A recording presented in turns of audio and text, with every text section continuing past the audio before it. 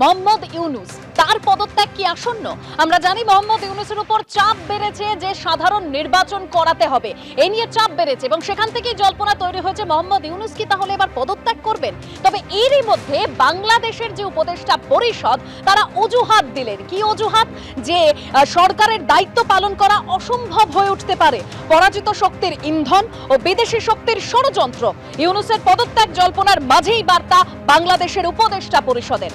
আমি একবার কথা বলবো, আমার সঙ্গে এই মুহূর্তে রয়েছেন রাজর্ষি দত্তগুপ্ত। রাজর্ষি, তাহলে আগেও তোমার সঙ্গে যেটা নিয়ে কথা হয়েছিল যে একটা কোথাও গিয়ে চাপে রয়েছে ইউনূস, কিন্তু তার মধ্যে এই অজুহাত, একটা চাপ তৈরি হয়েছে এবং সেটা অত্যন্ত তীব্র থেকে তীব্রতর হচ্ছে, এটা পরিষ্কার। এবং সেই জন্যই আজকে উপদেষ্টা পরিষদের আচমকা বৈঠক এবং সেটা দীর্ঘ 2 ঘন্টা ধরে এই বৈঠক চলেছে।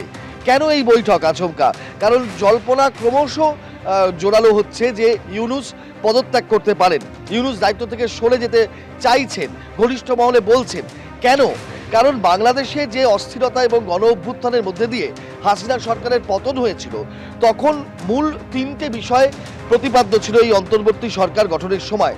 যে অন্তর্বর্তী সরকার যাবতীয় যে হাসিনার আমলে দুর্নীতি হয়েছে সেগুলো সংস্কার করবে এবং তারপরে যে অবিচার হয়েছে সেগুলোকে বদলে সুবিচারে পরিণত করবে এবং এই রিফর্মের মধ্যে দিয়ে একটা নির্বাচনের পথে এগিয়ে নিয়ে যাবে দেশকে, যেখানে গণতান্ত্রিকভাবে নির্বাচনের মধ্যে দিয়ে সরকার প্রতিষ্ঠিত হবে। কিন্তু এই যে 3টে ধাপ, এই 3টে ধাপ কোনোভাবেই নির্দিষ্ট লক্ষ্যে পৌঁছচ্ছে না এবং এই অন্তর্বর্তী সরকারের গতিপথ ঠিক দিকে এগোচ্ছে না। এটা নিয়ে একটা অসন্তোষ, রাজনৈতিক অস্থিরতা ক্রমশ দানা বাঁধছে এবং এখান থেকেই এই ইউনূসের পদত্যাগের জল্পনা জোরালো হচ্ছে। সেখান থেকেই আজকে উপদেষ্টা মণ্ডলীর বৈঠক এবং তারপরে একটা সাফাই সূচক বার্তা যে ইউনূস সরে যেতে পারেন। একটা ষড়যন্ত্র চলছে, কিন্তু ষড়যন্ত্র কোথায় চলছে তার কোনো নির্দিষ্ট বক্তব্য নেই। কিন্তু এই নির্বাচন কবে হবে, সংস্কার হলো কিনা বাংলাদেশে, আদৌ কোনো সুবিচার বাংলাদেশের সাধারণ মানুষ পেলেন কিনা, সেই প্রশ্নগুলো এখন বড় হয়ে উঠছে এবং সেই কারণেই সেই প্রেক্ষাপটটা তৈরি হচ্ছে যেখান থেকে ইউনূসের উপরে চাপ সৃষ্টি হচ্ছে।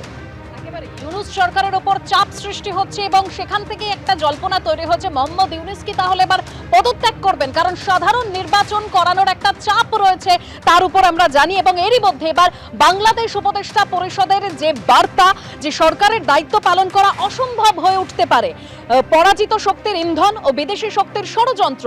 মোহাম্মদ ইউনূসের পদত্যাগ জল্পনার মাঝেই এই বার্তা বাংলাদেশের উপদেষ্টা পরিষদের।